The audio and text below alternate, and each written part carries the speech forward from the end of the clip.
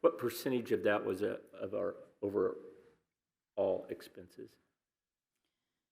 Well, there was three parts. There was a police building, which didn't qualify at all, Right. and then we split this project into two, the renovation piece and then the elevator. That addition was not qualified.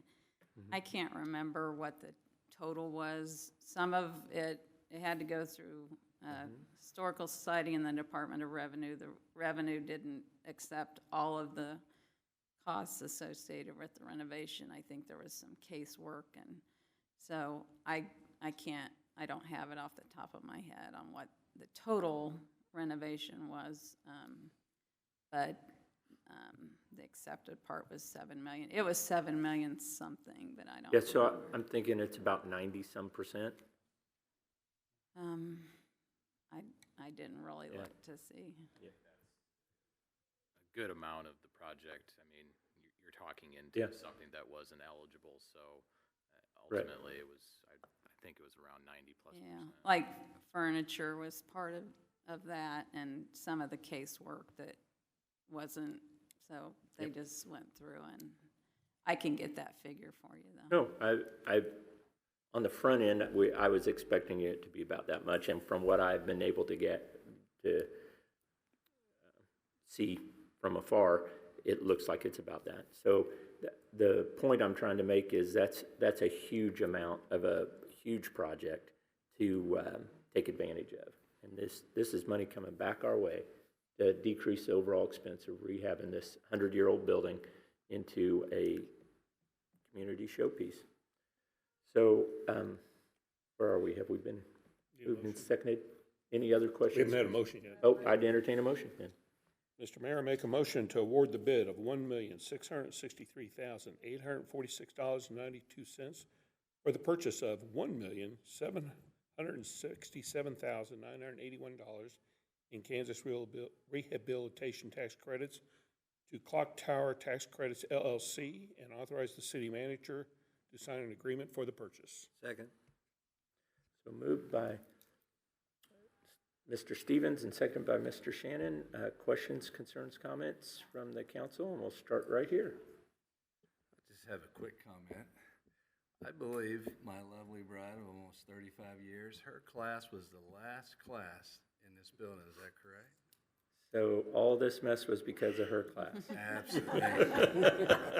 They tore the place up, Mayor. I vote yes.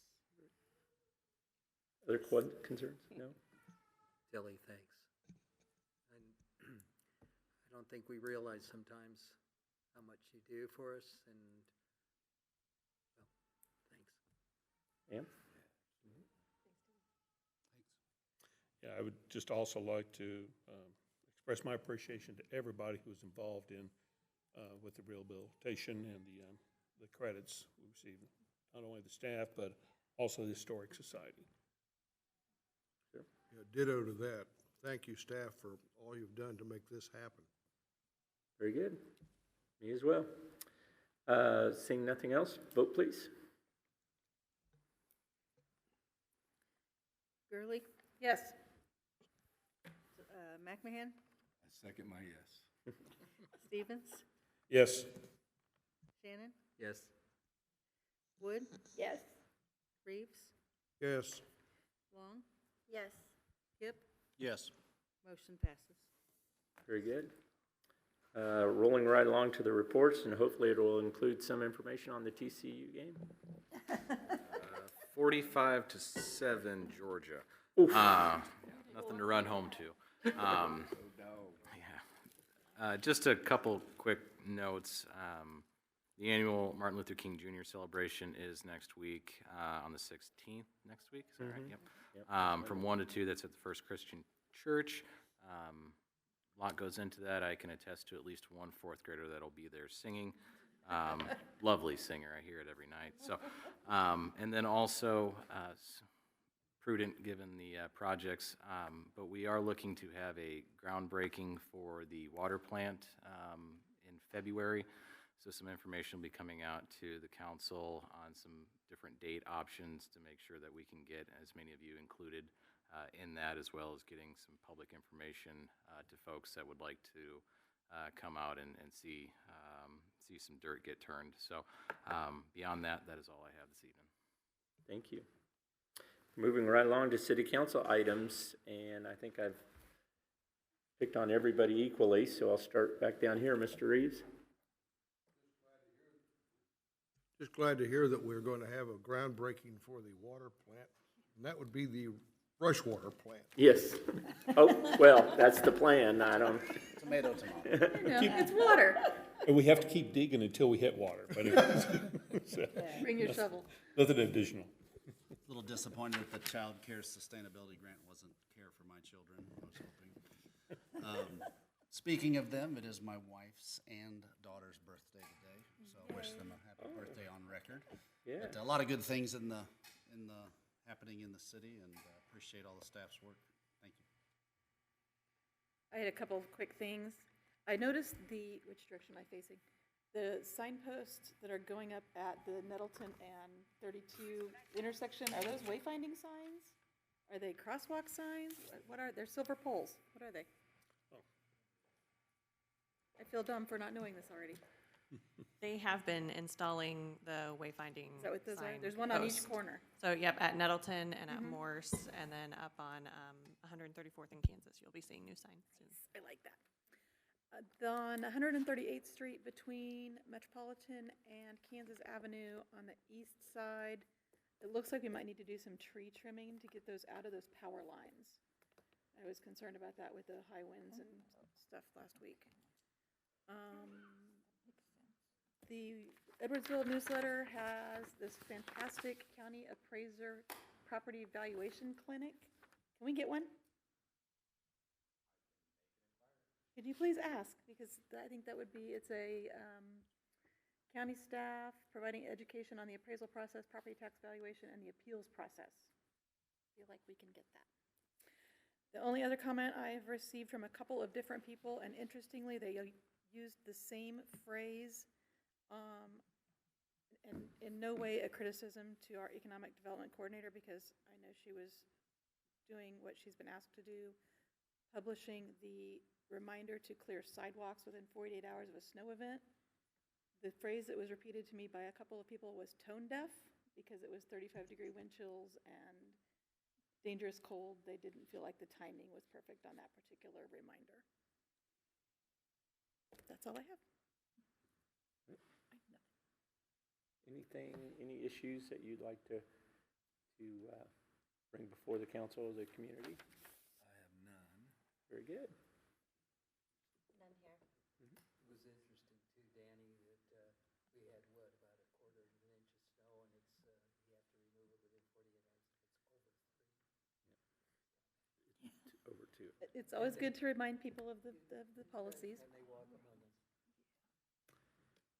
Seeing nothing else, I'll go ahead and start with the mayor's portion. The first, I would like to ask again that to find out the condition of the street light repair at the corner of 132nd and Post, Elk, Heritage.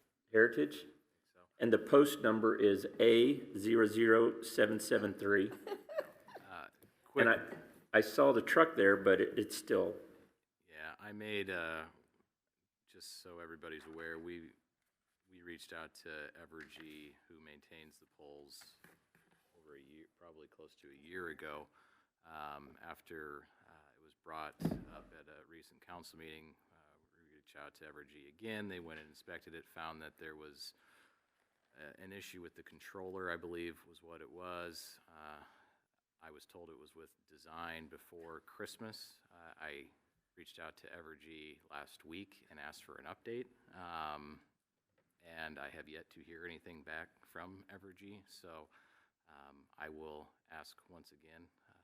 Very good. One of those things that if it was under my control probably would have been fixed, but oh well. I feel you, and I feel the exact same way. It is surprising how dark it is. I don't know how the street light being out makes it darker than it would be if there was no street light there at all, but It's very dark at that corner. Also,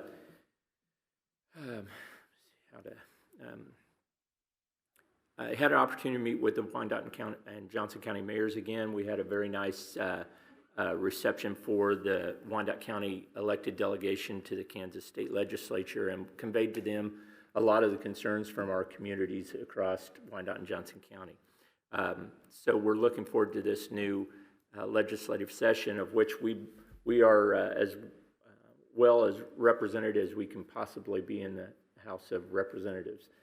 We've always I've had very good communication with all of our elected officials at the state level, and am encouraged that our former city council person, Mike Thompson, was sworn in today. So I'm very excited for him and the future that his representation brings to the city of Bonner Springs, as well as all of his constituents.